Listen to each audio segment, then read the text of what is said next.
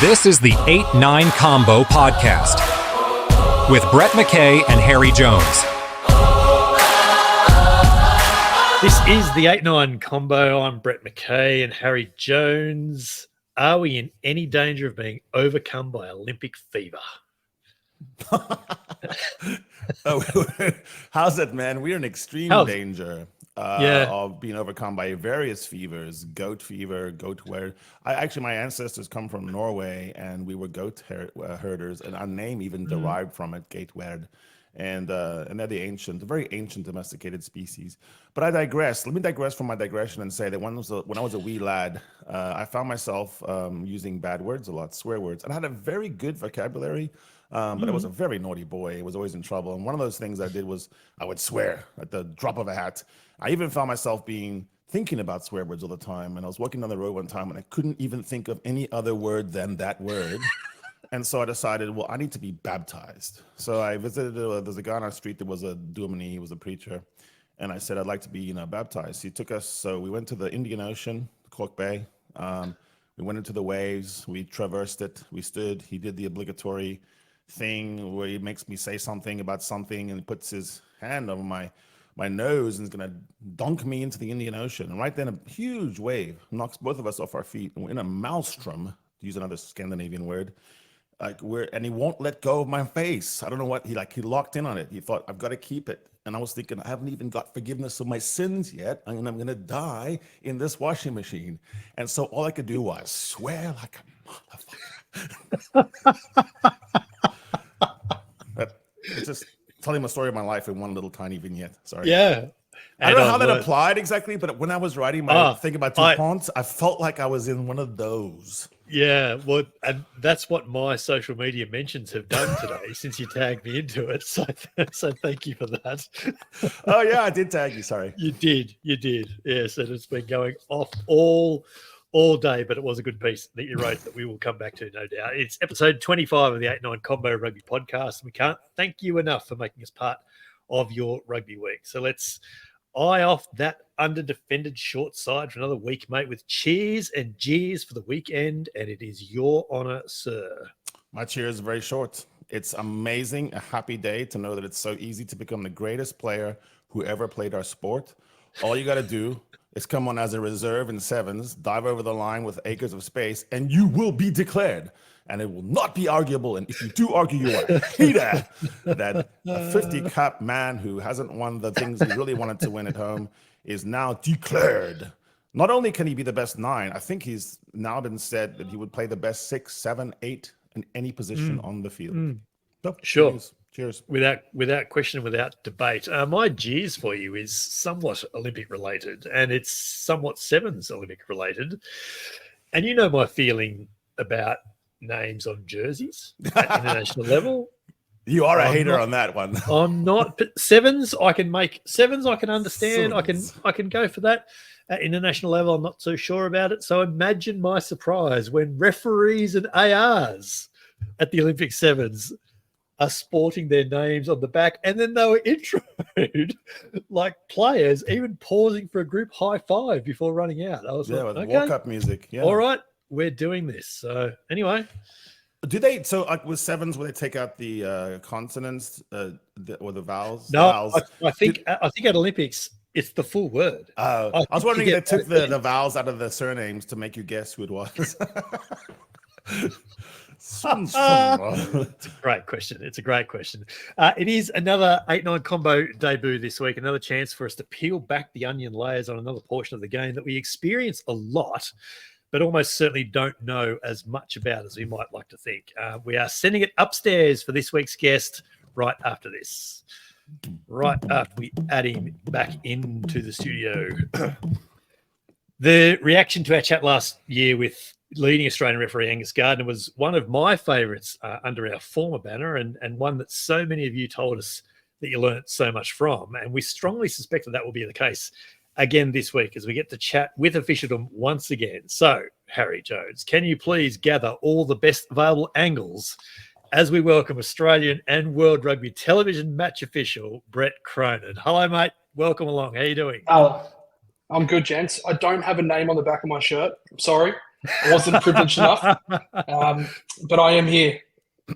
That was going to be my first question to you. Do you think the TMO had a name on his shirt as well?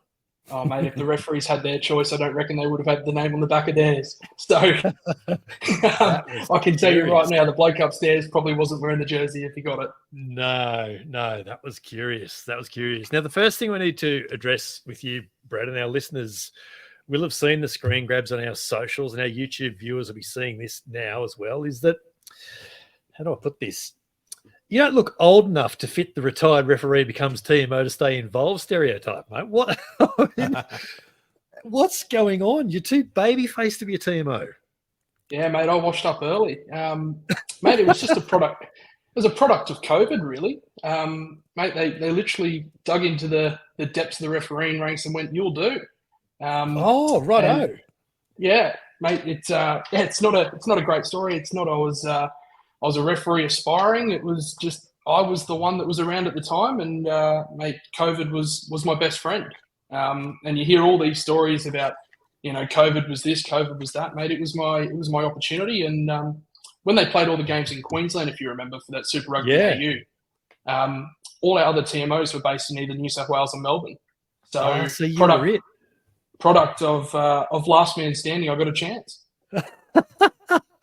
There you go. So I was going to ask a question about, how did you get involved as a TMO? And I was even going to introduce it and say there's, fewer opportunities for Australian TMOs than there are Australian scrum halves, but it's not even that good a story. No, I'm really sorry, boys. It's not great. I was a shit player. There you go. There's the story. You can write the headline. I was a terrible player. So there you go. But I think that would help you as a TMO. I think like part of what you have to do is almost sympathetic viewing of clips. You're like looking at something and wondering what was happening, what was he thinking, did he reach second time, double movement. I think being a shit player would actually help. You go, yeah, I would have done that. That's what I would have done. Good thinking. Well, it's funny you say that, Harry. Like to be honest with you, I went, well, if I was such a shit player, I just better be a good TMO or referee then. So I had a crack at it, and here we are. There you go. So you were a referee. We can establish that. Yeah, and I am still refereeing. So I'm still refereeing our competition here in Queensland, and to be honest with you, boys, still aspiring to referee at some point. Because as you say, I'm definitely not the 50 or 60-year-old washed up ex-referee. And sorry, boys, but it is probably where they end up.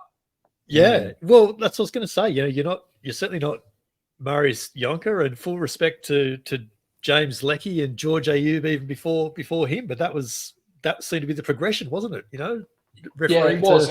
to the team. And to be honest with you guys, I still think it is the progression, because the guys that have been there for such a long period of time have been in the middle of the game, and putting those guys that have such a high understanding of the game or IQ of the game into the TMO box surely helps a referee down the pathway. Like an ex-James Leckie or a Marius Yonker, guys that have been to a World Cup as an AR referee, putting them into a TMO box for a referee leaves you with a lot of confidence when you're a referee, I think.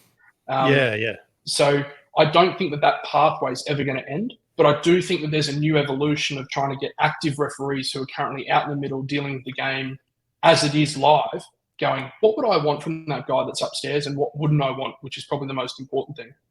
Yeah, and that's exactly what I was going to ask you. The fact that you are still refereeing there in Brisbane, does that guide your thinking when you are called upon? Yes and no. And I'll say that for two reasons. One is that I'm not refereeing a Super Rugby game in front of potentially 20,000 people in. I'll put it somewhere not in Australia. Let's call it Hamilton. Or you could be refereeing a club footy game where there's no TMO. So from my perspective, it's actually probably understanding what those guys go through on a day-to-day basis, what their prep review looks like, and actually molding into how those guys want to operate, because every referee has different tendencies or different things they want in games. So it's not a one-size-fits-all.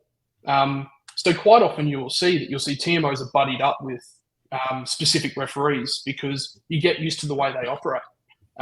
So there's no hiding behind the fact that I've worked with two Australian referees in Nick Berry and Angus Gardner over the last probably 24 to 36 months, gearing up for a World Cup, but then also going into some pretty high pressure games here in Super Rugby at finals time as well. I was going to ask you that, and I specifically had Nick Berry in mind, that you two seem to do a lot of games together. So is that is familiarity really good, and how do then does the combination, I suppose, get recognised at international level? Yeah, that's a great question. So it's probably two. Again, I'll go back to the two parts. World Rugby is a completely separate entity for us, because when we're at Super Rugby, we're really dealing with the stakeholders of what Super Rugby are trying to do. Because from a Super Rugby point of view, if we did everything that World Rugby did, we'd be a dying art down here with NRL and other sports and other codes down here. So we've really gone over the last 12 to 18 months of the way we deal with the TMO, winding it all the way back and going, we only want our TMOs to get involved when we're meeting a yellow card threshold, a clear yellow card threshold. And we're only wanting referees to come in for the clear and obvious moments where there's a knock on, a clear obstruction, a clear foot in touch. Whereas I think probably at a World Rugby level, and you'll know this from seeing some of the first three games of July, or June, July, is that you're now getting the informal calls from referees for high tackles. You're getting longer reviews. So I think from a public point of view here in Australia, it's a bit like, oh, Jesus, where have we gone? Because we just had this Super Rugby season where we had close to one review less a game on average across the season. We had referees making on-field decisions which were, straight up try because it looked like a try, felt like a try. So let's give it. And if it's grossly wrong, then we're going to have this guy in the background reviewing it. And that's something we can delve into in a moment. But I think that as a product, we're dealing with two completely different entities, which is quite ironic that you get selected from your Super Rugby to go to your World Rugby level.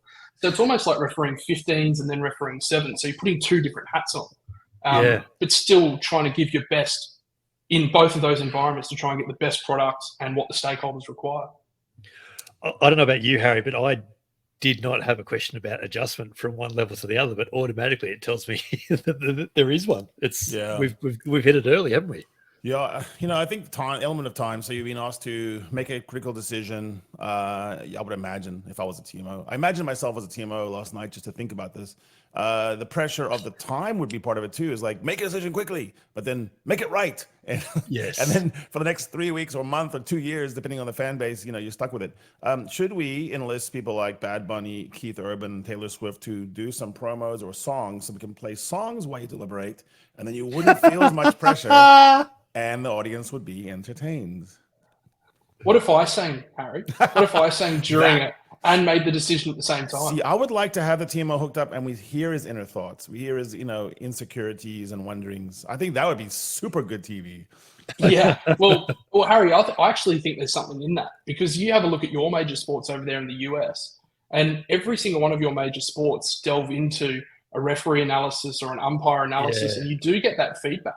Yeah, it's and dramatic. I actually, it is, and I think that's one thing that rugby, and we're probably a leader in terms of the review space. I think we definitely went down that avenue early doors, and it was, I think, to be fair, it had its criticism, and for the right reasons.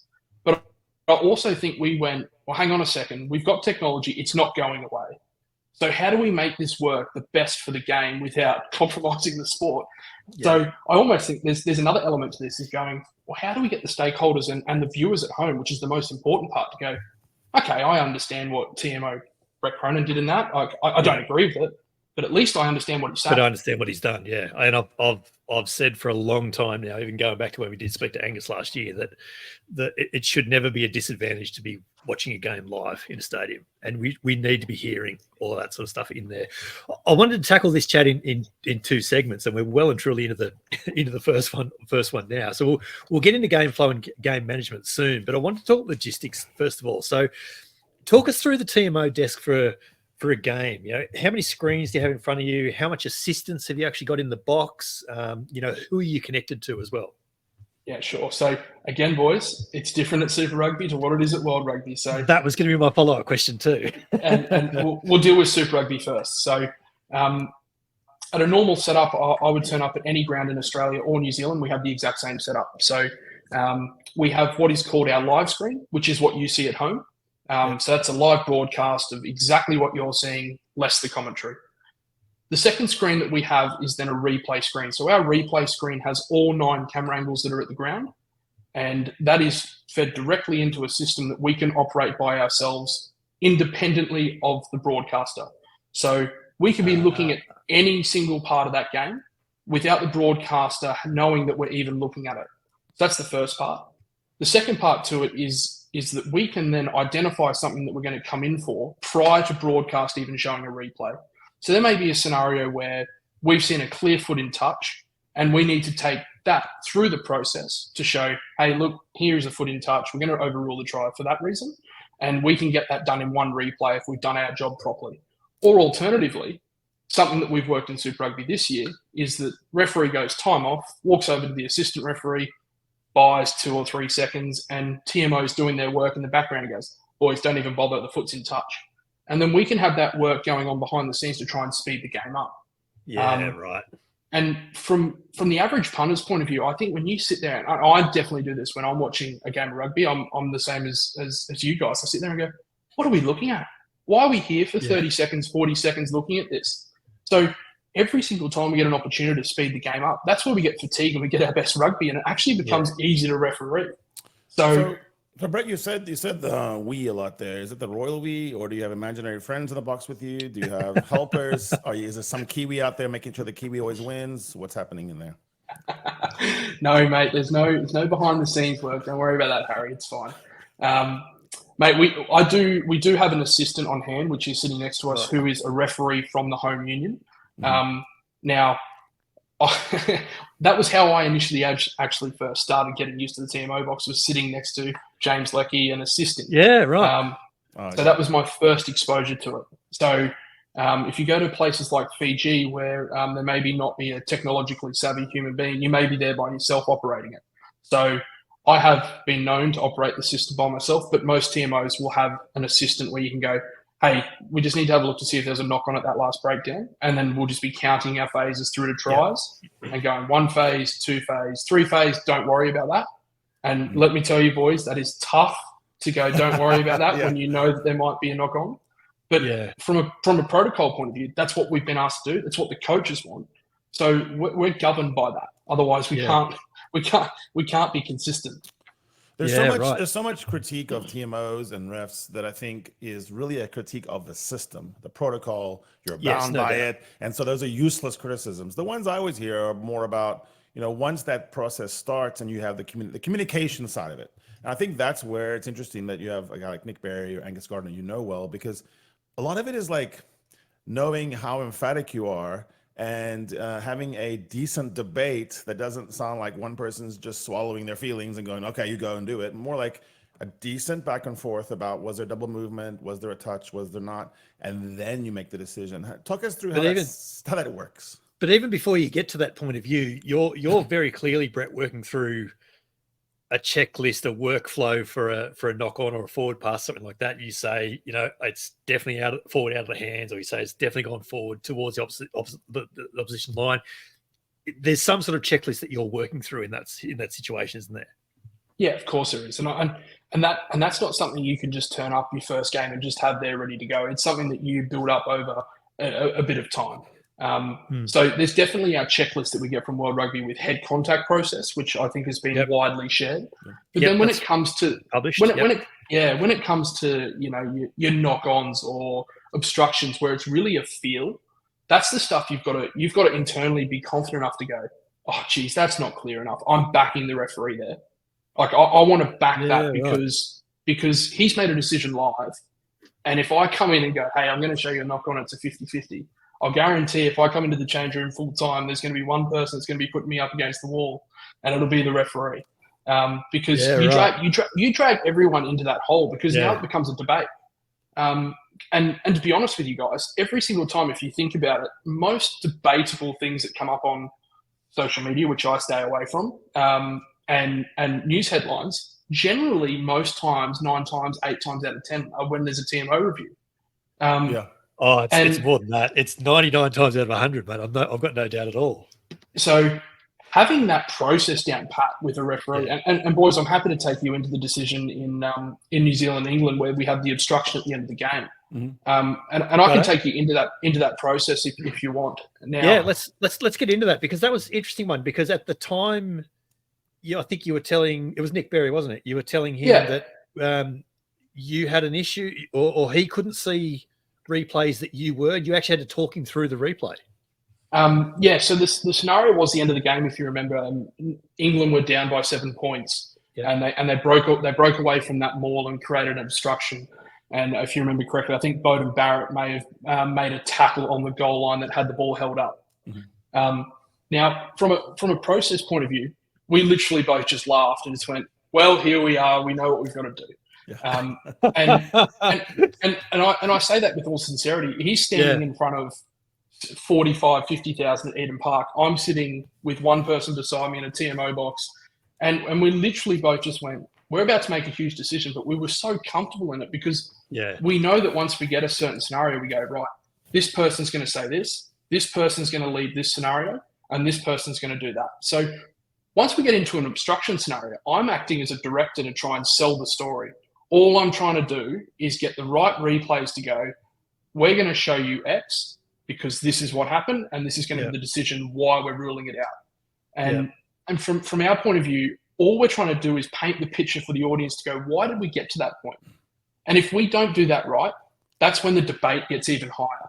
All we want to do is make it a 60-40. If we make it 60-40, we've done our job.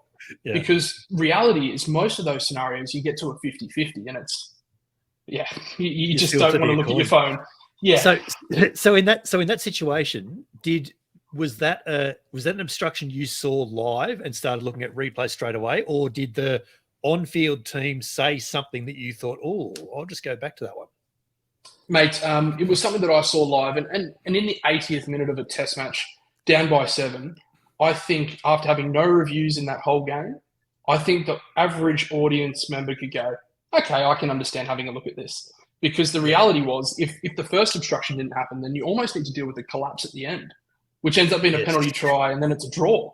So from a big picture point of view, we need to take everyone with us on this narrative rather than leaving it to the average punter going, he's missed that, they've missed this, it should have been this, it should have been that. Let's take everybody with us, because if we can do that and we can say we've dealt with it, we've looked at it, then I think everybody goes, okay, well, at least they've made a decision. It may be wrong, but they made a decision, and we know they actually looked at it. And I think that's the danger, is that people don't know what the TMOs and the referees are looking at. And that's something that we can delve into in a second as well, is the amount that we're actually doing behind the scenes. Yeah. In that situation, are you in control of the replays that Nick saw on the screen, or is that still coming from the ground or from the TV director? Yeah, so that's still controlled by the director, but we have a protocol within World Rugby, is that within 2 replays, they have to show the replay that we asked for. So when I go to the director and say, we're going to do a review for a potential obstruction, I would then say information like, I need you to show it from camera 3 and I need you to show it from camera 6, because we've got those angles sitting with us up in the TMO box. They're the ones that you've been looking at. Correct. And then I go to director and say, I need you to show camera 3 and I need you to show camera 6. And their requirement is to then show that within the next 2 replays. Right. But that will generally happen straight away. So there's a clarity inside that, and it's the clarity we want, and it's probably the impetus for having a TMO in the first place. Is we'll look at something, we'll calm down, it's the end of the test, it's a really consequential decision, and so you have to be decisive. Did you find that you were a decisive person from the beginning, your family, your friends? I mean, what drew you to such a profession where you not judge, finally at the very end, everything rides on you and you got to make a clear decision? Harry, I'll be completely honest. When I first got thrown into the TMO box, I was like, what am I doing here? I want to be in the middle of that field. I don't want to be sitting up here and being that washed up referee at 26. There was no chance I wanted to be sitting there. And then do you know what ended up happening was we had that Super Rugby AU season, and I was like, actually, you know what? I don't mind this. And probably the moment that it flicked for me was going, how many times have I sat in front of a screen and yelled at it because a TMO's ruined a game? I want to be the one that ruins the game. Yeah. You're just ruining it for yourself. And listen, boys, I'll put my hand on heart. I've ruined a few games in my experience to this point. I openly admit it. But I think from my point of view, I had that moment. I was like, actually, do you know what? If I'm going to be sitting there and going, this frustrates me, and I've got an opportunity to do it myself, then grab it with both hands and see how you go. And at least I can turn around, in 3 years' time or 2 years ago, if that was the end of it, and go, well, shit, I gave it a crack. And I'd like to hope now that I've got to a point, and I say this with a level of confidence in going, that I know that once I turn up at any game, I have the capability of suiting that game. After being involved in so many big moments in crucial crunch games where, it was coaches, players, careers on the line, and it's officials' careers on the line as well. I know that if I was put in any of those pressure moments, that I'll go, I will be giving it my best. But if I don't succeed, I knew that I gave myself every opportunity. It strikes me that the TMO and referees to a degree as well, but the TMO, the old cliche, trust the process and everything else look after itself after that. You literally have to trust the process, don't you? Yeah, you do. And boys, I don't sit here and say that I think the process is perfect, because I do think that there are things that we can do better. And there's always discussions going on around how we do that. And I think Super Rugby was a product of a discussion that was had 24, 36 months ago around how we get the product better. But I do think that trusting the process can be one of two things. It's actually trusting the person that you're working with, because working with the referee and the TMO, I'm telling you right now, boys, I could be the best TMO in the world. If I have a referee out there that doesn't trust me, I'll tell you right now, everything will fall down the wayside, or vice versa.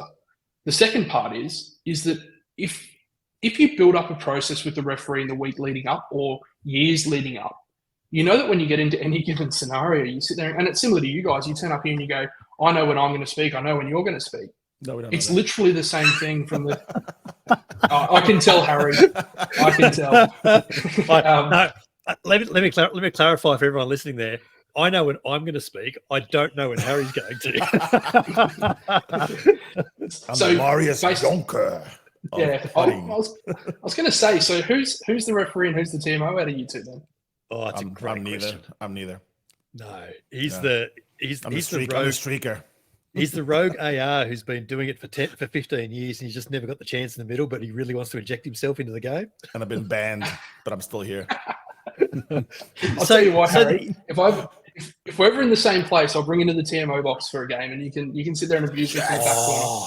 That'd be fantastic. Maximum selfies. Oh, it's gonna be good. Yeah, go for it, mate. You've given me so many ideas, Brett. We're going to talk about this afterwards. I can tell you that now. That's fine, boys. We're happy to discuss. Tell me, ultimately, who makes the final decision? Is it always still in the hands of the referee? And then the follow-on to that, I suppose, are there circumstances where if the referee is about to make a decision you know is wrong, have you still got the ability to overrule? On both accounts, you're spot on. Referee is obviously the sole judge. Yeah. Whatever it says in the law book, and I should know it exactly, but I don't. I'm sorry, boys. I know my grounding. I know my foul play. Yes. I'm not a referee anymore. But listen, he still has the sole judgment of the decision. Yeah. But in reality, the way that it's been set up is that basically any of those tight grounding calls where you're sitting in front of a HD TV, not looking at a big screen 45 meters away that's pixelated, and there's three guys out the front holding schooners, putting a snake up in front of it. The reality is that sometimes the decision is best made from a person sitting in the TMO box. And those scenarios are, your foot in touch, like the really close touch calls, the really close grounding calls where you go, hey mate, I can't see that down here on a 1975 TV, and you can see it in front of a 4K TV. The one with Scotland and France, Nick Berry, and you're trying to look at a blade of grass. That one, like that kind. Yeah, of and it wasn't me. I wasn't there. Just for clarity's sake. But yes, 100%. And then if we go down the other avenue, when it comes to refereeing decisions, which are kind of your obstructions, your forward passes, the ones that are judgment calls, generally speaking, what will happen is that the TMO will go, Nick, I just want you to have a look at a potential obstruction by 13 red. And he goes, okay, so Brett thinks this is obstruction, but I'm going to look at it myself and go, okay, Brett, I'm having a look at 13 here. Okay, he's run behind a lead runner, so I do see it as obstruction, so I'm going to go back. Or he could go the alternate route and go, yeah, Brett, I see what you're saying there. For me, he's received that on the outside shoulder, hasn't created an obstruction. Yeah. So I'm okay with that. And then to come to your last part, is to go, actually, Nick, I'm going to show you another angle because I think you're clearly wrong. Now, right. From our perspective, this is us going, oi, mate, I'm telling you, you are so clearly wrong. You need to listen to me. And that's almost like code word for going, okay, just show me that other angle. And he goes, oh yeah, I'm seeing that now. Yes. And we are talking about, and in all honesty, Brett, we're talking about maybe 1 or 2 decisions in a season. Yes. That may happen. But that's almost indirect communication there. That's exactly what I was going to say. Because you know each other, you're speaking between the lines of you're kind of saying, if you could say it, you'd say, no, I don't really agree with you yet. Look at this thing. But you don't say those words. You just say, I have one more angle. And that slows down the referee. Now, some referees seem to blow through that. Some French referees, I think, seem to kind of go, I don't want to know about all that. No, and we play. Like Angus is more deliberative kind of guy, contemplative guy. I could see him wanting to see all the angles and kind of not be fussed about it. Like, I'm okay. I'll do this. So it strikes me you have to play the psychologist almost there. Yeah, 100%, mate. And listen, I was at a World Cup in last year where I was TMOing for 4 or 5 I have 5 different nationalities that I TMO'd for. And they're all working in different leagues where, to be fair, I had worked with all of them in the lead up to the World Cup, so it wasn't a surprise what I was walking into. But it wasn't 20 games with Nick Berry. It was 2 games with another referee from France, or it was 1 game with another referee from Ireland, or whatever that was. So you didn't have that relationship per se where you go, I fully trust this guy. So that's something that we're now working really hard on is that going into the next World Cup, we're building relationships, building up that, because you're right. It is almost like, hey, wait, shut up and listen to me here. It kind of sounds like a caddy, like the best caddies in golf. They're kind of part psychologists. And they go, the 3 are, but I just want to say the 3 iron could also get there. And the golfer's like, no, I'm going to do the 4 iron. I know you think you can get there with 9 iron, but I'm just holding 7 here. Just think about it. Yeah. You know what I'm thinking, Harry? If my caddy told me if you could go TMO at the 7s for 1 Olympics, I could be the greatest TMO of all time. Boom, gold. Yeah, I think I might convert for the next one. Great trolling. I love that you've given us a little insight into the code words there, and you mentioned obstruction and things, and I'm struck, and I don't mean to throw Damon Murphy into it, but I can distinctly remember him saying things like, yeah, I see what you're saying, I see what you're showing me, but I think for mine he's made a defensive decision, which is a perfectly fine way to talk about it. But now that you've said that, now I'm hearing you saying, Damon, I really need you to look at this. When you say his name, then I think it changes as well. Yeah. So I want you to look at this. We've got the code words here now, so we're gonna look at things differently now. To be fair, Damon was a handy player in his day, so I think he might know what obstruction is. So I might just shut up. When I threw this open to Twitter, which could be a mistake of types of questions you want to know from a TMO. And I sort of dismissed the part that's processed where they're like killing the messenger or whatever instead of the. I get to I think the point is ad hocness, the feeling of how do we know when TMOs come in and when they don't. It seems like some are activist TMOs and others are much more deferential. You're also a prisoner of some camera angles. So, if some television director doesn't want you to show something they won't. So how do you are you having discussions off camera between TMO land and director land and saying, guys, these 9 angles need to include this, this, and this?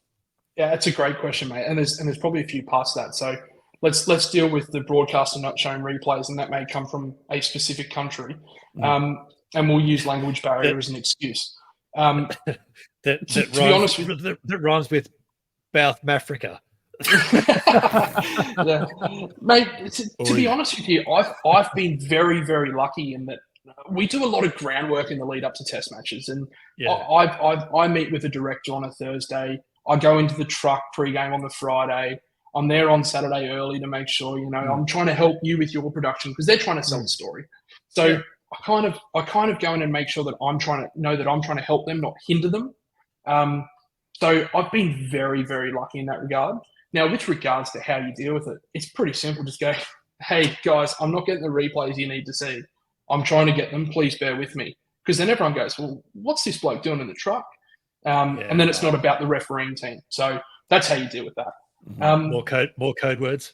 Yeah. It's almost like going, don't blame us, blame someone else. And to come back to your first question, mate, when to come in and when not to come in simply defines your best TMOs in the world, I think. Yeah. Yes. Because absolutely.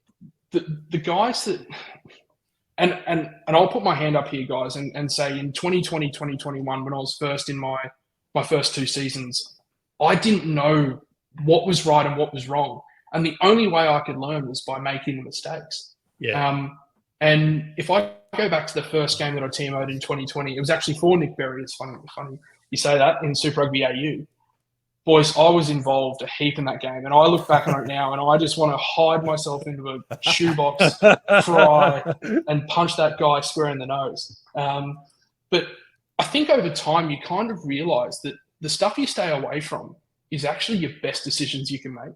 Because if you actually come and sit in a TMO box, and I do mean this if you do get a chance to come sit there, I could show you 15 to 20 head contacts in every single game, in every single breakdown, where you could sit there and go, oh, geez, I don't know what I would do there.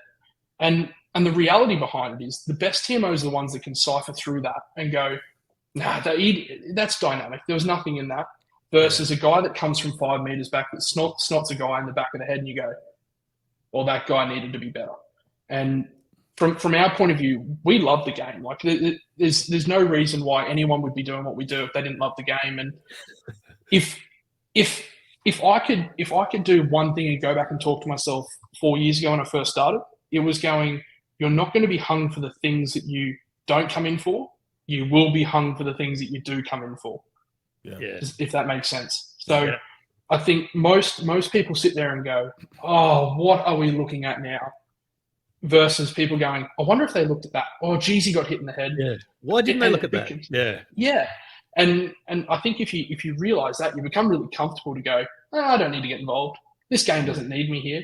And it really is a feel thing. So I don't think there's actually a script or a process for that, to be honest with you, Harry. And that might sound a little bit hypocritical in saying that the best TMOs are the ones that know when to stay out. But the reality is that's just what it is. Well, the follow-up to that is why not just have the best TMOs in a bunker controlling sort of, time zones, have 3 for the 50 games instead of having 1 for each game? Yeah, it's a great question. And it's something that's being discussed right now within Super Rugby as well, around whether we can have a bunker that looks after, your 2 Friday night games, your 3 Saturday games. There's a few logistical problems with Fiji being involved and how we get networking back to Australia, etc. Right. But I do think that in the next evolution, we're going to go down. And if we go back to the World Cup, we were doing the bunker from Roland Garros. Yeah. So we weren't even based. Yeah, so we weren't even based at the grounds at the bunker. The TMO was still at the ground. And boys, I'll tell you why I think the TMO still needs to be at the ground. The TMO being able to see the game live, see what's happening in front of them, and to be able to go down at halftime and talk to the referee. I don't think people understand just how powerful that information is. Yeah. From being able to sit eye to eye to a referee and say, hey, mate, you've got the pressure on from, the white on their goal line, which they may not be feeling live, but you can provide that information to them. Or they're going, oh, geez, I think the next one's a card. And you can sit there and go, hey, absolutely not. Let the game keep going. Yeah. I think the TMO still needs to be at the ground. But I do absolutely think you need to have the best guys doing your off-field reviews, the guys that are making the yellow card, red card decisions. And I also think the guys that are providing information back to a TMO potentially going, mate, have a look at camera 2. Like, there's nothing in this. Or have a look, there's a clear knock on. Mm-hmm. Yeah, right. So you're actually talking about a team of TMO assistants, essentially. And I'll preface this because I think too many chefs in the kitchen make too many decisions. So you need to be careful what you wish for here. I still think we need to have a TMO being able to make a mistake and miss something. I think that's okay. Yeah. I think when there's something that's, and if we go back to golden oldies, it was just try decisions. And people were kind of like, yeah, okay, cool. Yep, we're just dealing with try decisions. He got his head taken off, but good try. And now we've kind of gone down the avenue of going, we expect perfection from these TMOs because we now have the technology.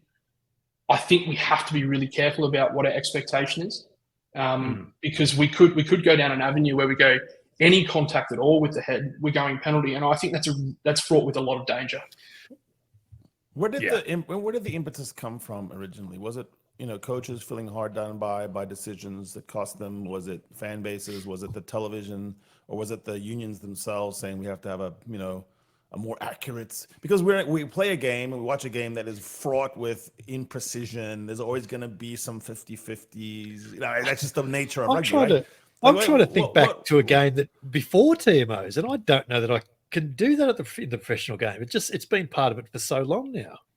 Yeah, boys, I remember sitting down watching, and I'm younger, so be careful there. I remember watching some early door Super 10 where guys are just getting snotted off the ball, and it was fair play. Yeah, sure. And you would have been 5. Oh, boys, I had the VHS recorder still going. I used to love it. All right, good.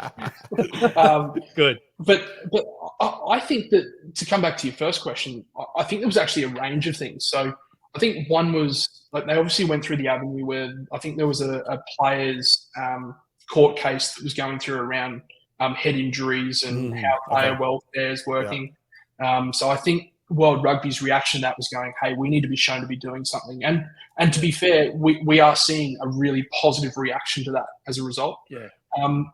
The second part around the coaches that you mentioned, coaches always want perfection. But and we might delve into our review process in a second as well. We will shortly. But the coaches always strive for perfection. So there was a call tonight in preparation for the rugby championship where the coaches were on a call with the referees. So there's a lot of work that is happening between both parties. But I do think don't tell us who said what, but tell us which coach talked the most. Boys, I actually wasn't on the call, so I've got to go back and watch it. Oh, no. It was Razor. It was Razor. I know it was Razor. It was absolutely Razor. Mate, Razor is one of the calmest, quiet human beings I've ever met. Nah, I don't believe this. There you go. But yeah, I think that's where it came from initially, was the court cases and the player welfare point of view. But yeah, I definitely think the coaches were going down the avenue of look after our players. I don't want a Dan Carter to be out for 7 weeks in a World Cup final. The number one thing that always, this is my only pet peeve, is where there's a situation where, like, if we went back in time, a referee would decide that a try was scored because the balance of probabilities, because of common sense. I'm going over, like, I'm saying I'm 20 meters behind you, so I cannot keep up with Brian Habana, but he's sliding in, and there's one guy with him. But I can tell that the only body part that could be underneath Habana besides the ball in Habana's arm is someone else's hand. I know Brian scored. There's no way that in that slide, somewhere in that slide, the ball doesn't touch the ground. But I never see it, and I still rule a try. Now we're in the place where you kind of have to declare one or the other. Try, talk me out of it, or no try, show me clear and unmistakable evidence there was. Why isn't there just a 50-50 there, and the TMO looks at it and uses his common sense and go, oh, of course, somewhere in there the ball touched the ground. Why do you have to see the ball touching the ground when physics tells you it would have touched the ground? Does that make sense? Yeah, it does make sense. So there's a few parts to this. One is a referee can send up as an on-field try, in which case, if I don't see the ball grounded, then I presume it was because the referee said he saw it. Exactly. Referee goes on-field no try. I have it held up. Then I need to see the ball. Then you have to find it. Yeah. Yeah. What I don't think a lot of people know is that we also have a third question. I was going to ask this. Yeah, which is referee is 20 meters behind play, has no Scooby what has happened in the in goal, and goes, actually, Brett, I have no idea. Can you have a look at it for me and come back to me? Yeah, I like that one. I like that one a lot. I think again, I think I can remember Nick Berry doing this. I'll say in the last 2 seasons, where it might have even been you, Brett, and he just says, and he has said, mate, I'm going to have to come to you. I have got no idea. He didn't say I've got no idea, but I can't make decisions. No sight.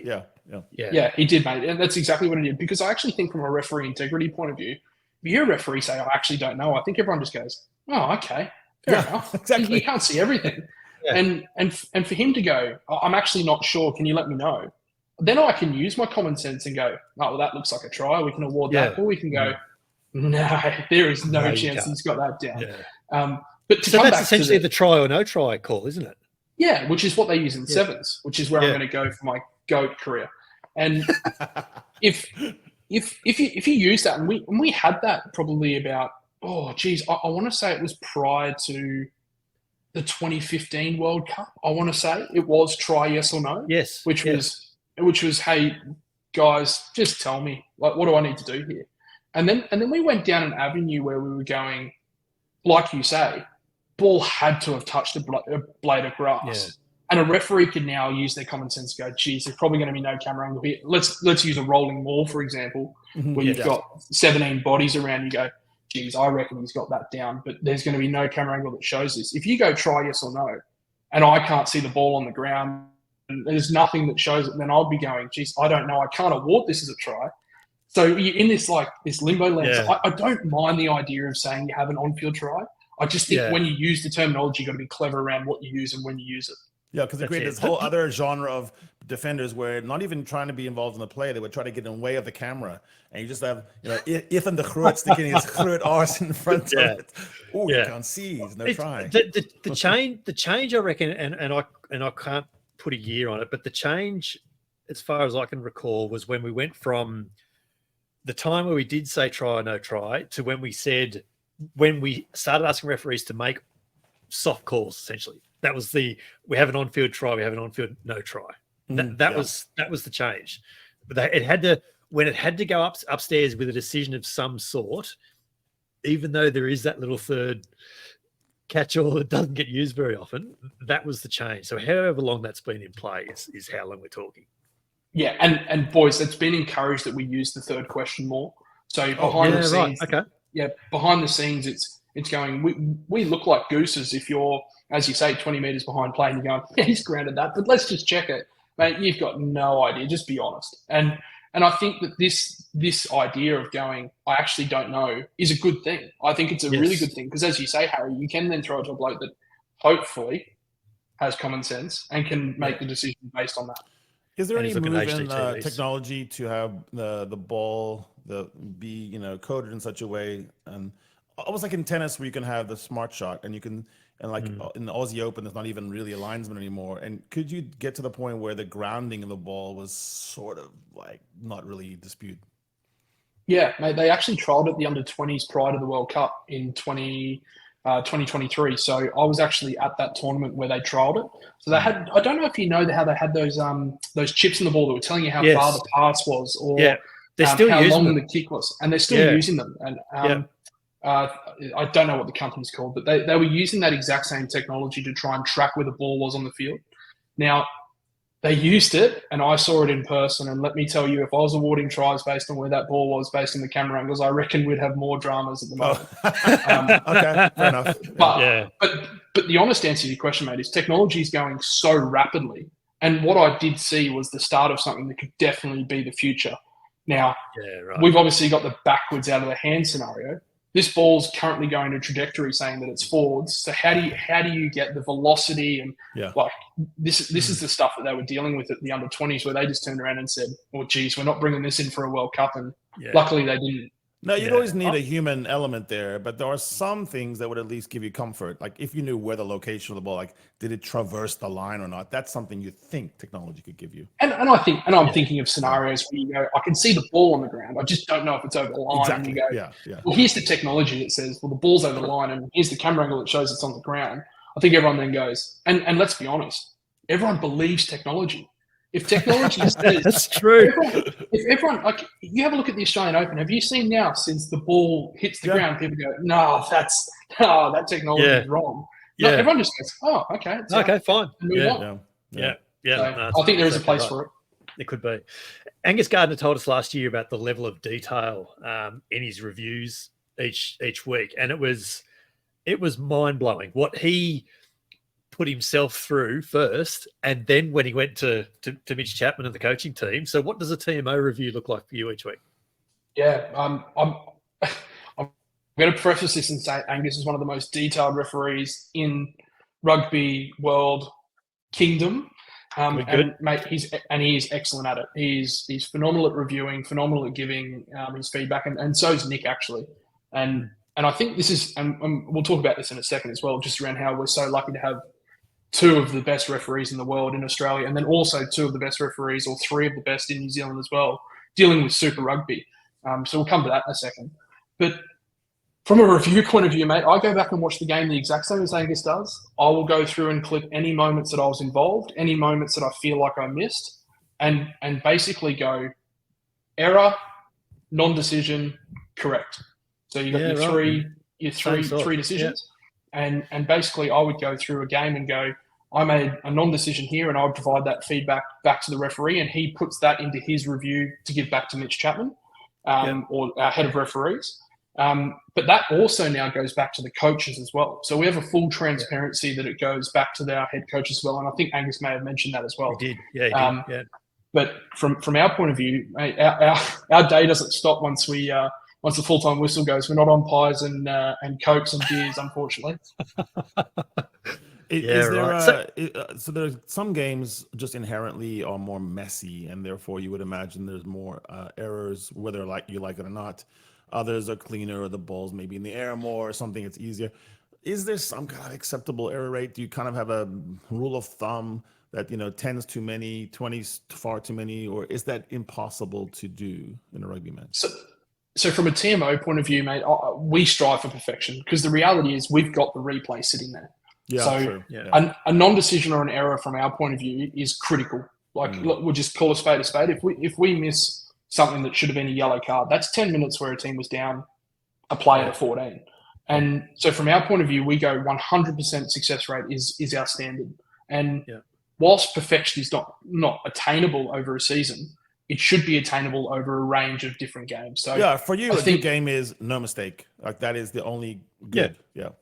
100%, and especially when it comes to try decisions or a foul play decision. Because if I give a bloke a red card when it's a yellow card, for example, that's another, in Super Rugby, that's another 10 minutes. And that could be another 14 points in the team's gone. So from our point of view, we don't really have that leeway, which a referee may have, because let's be honest, you can look at any breakdown and go, geez, that's a hand in the ruck there maybe, or geez, was he off feet, etc., etc. And I don't think from a refereeing point of view there's really a number, but I think you kind of sit there and go, well, you don't expect errors. That's the first thing. Errors are a big thing.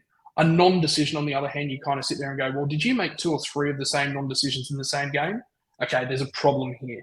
Yeah. If that makes sense. Yeah. Whereas if you go, you've missed the 4 for off feet, geez, there's a hand in a ruck over there, and you missed an offside, you sit there and go, well, you got 3 non-decisions in 3 different areas. Well, they're just misses, because we're all going to miss something. Yeah, and is a non-decision on a forward pass in the 64th minute, are you making that same call in the 15th? Yeah, it's all fair. What I'm hearing in all this, Brett, is that if your day starts with the TV director, if your weekend, starts with a TV director on Thursday and ends late Saturday night as you start your own reviews, and probably Sunday when you do your reviews, you probably have conversations on Monday. Why aren't TMOs full-time? That's a great question, Brett. If you don't mind speaking to my employer. Because you have a day job. You work in construction, don't you? Yeah, mate. I'm working as an estimator for a construction company on a day-to-day job, which makes it very interesting when you travel the world for the international test windows.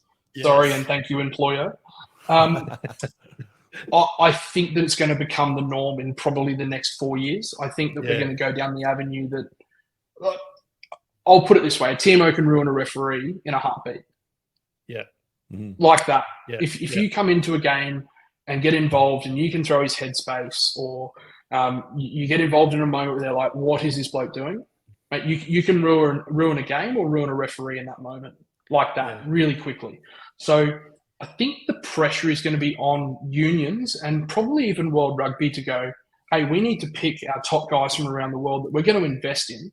Okay, these are our best guys in the industry, and we're going to have them involved in our domestic leagues around the world, whether it's top 14, Premiership, MLR, Super Rugby, and going, we've got guys in each one of those provinces or countries bringing the next crop through, but they're also the go-to to make sure that, you're going to be available for your international windows. You're going to be available for those crunch matches, the South Africa, New Zealand's, the England, France's, and Six Nations. Because the reality is I could turn up one day and go, sorry, boys, I'm unavailable. I've got work to do. Mm-hmm. And that is the reality of it, but I never would, obviously. But I think we're going to go down the avenue, especially with the bunker and the way we're going with that. So I'm going to form I think it's something to happen. I'm going to form an international union of TMOs, and we're going to withhold our labor and strike right at the critical moment, and we'll have complete control. Yeah.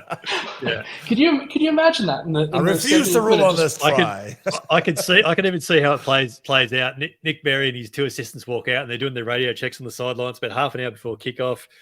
Brady got us up there. Sorry, boys, it's a walkout. I reckon what I'll do is I'll just play my voicemail.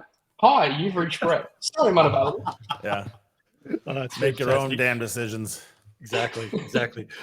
Brett, this has been a fantastic chat, mate. I've really, really enjoyed this. We always tell guests that the sign of a good conversation is how many unasked questions we've got, and I can tell you we've got a heap. So thank you so much for giving us a bit of time in between test windows, and look, all the best for the Rugby Championship. No, I appreciate it, boys. And if you want to have me back after New Zealand, Argentina, and critique me, and feel free to get me back, boys. I'd love to join you. It's been a delight. A TMO of the TMO. We might just do that. This is the 8-9 Combo Rugby podcast with Brett McKay and Harry Jones. And, mate, yet again, we found ourselves having a great rugby chat that allows people and us to learn more about a part of the game that we didn't know as much as we thought. That was cool. A nice guy, too. Yeah. I liked how off camera he was talking to us about how late in the game you find out which games you get, sort of like, I think you put it, yes, true. Twickenham or Tbilisi. Yes. And it's just a matter of how well you did, so that you're getting graded, and then you got to tell the missus, oh, I'm going to go to Jamaica, or I'm going to go to, Did I say London? I meant Suva. I got Mexico versus Jamaica. It's going to be a thriller. Exactly. Yeah, exactly right. But let's head around the grounds and touch on some major talking points from, well, not a whole lot of rugby played on the weekend, obviously. Tonga haven't had a great time of it in July. They went down to Queensland in Nuku'alofa on Friday last week, 41-14, in a game that featured a lot of ex-Melbourne Rebels, and it was the return of James O'Connor at 10, and straight away led to a flood of people saying he should play there for the Wallabies. And yeah, okay. Scotland's tour of South America, though, has gone swimmingly. They beat Uruguay 31-19 in Montevideo. I reckon Scotland went 4 from 4 for that tour. They are. They now equal the Wallabies' win streak. The world leaders. Very true. The world leaders. Yes, world equaling Scotland. Good on them. Major League Conference finals were on over the weekend, and a couple of interesting games. New England Free Jacks beat the Chicago Hounds 23-17 in the Eastern Conference, but the Western Conference final on Sunday was an absolute ripper. Seattle Sea Wolves, not Seahawks, that I called them last week. 28-25 over the Dallas Jackals, not Cowboys. With a ripping game. With a final score deciding it. A late try in the 79th minute, and a Sam Windsor conversion to win it by 3. Yes, and I talked to Sam about this last night, and he was on cloud 9. Because I bet he was. Up until, I don't know, about 5 minutes to go, it didn't look that great for Seattle. Dallas did not have a great season, but they had one great thing, which is their driving maul and their... and you must tell me more about that one day. and their coherence. And so sometimes in knockout matches, when you have a thing or a couple of things that you do really well, you can kind of go to those things. And it just looked like, they're going to do the biggest upset of the season. And then, as Sam put it, experience does matter. I think there was some really old hands there, and then you had to steer a match to the end. But now, the free flapjacks now playing the Seahawk Wolf things.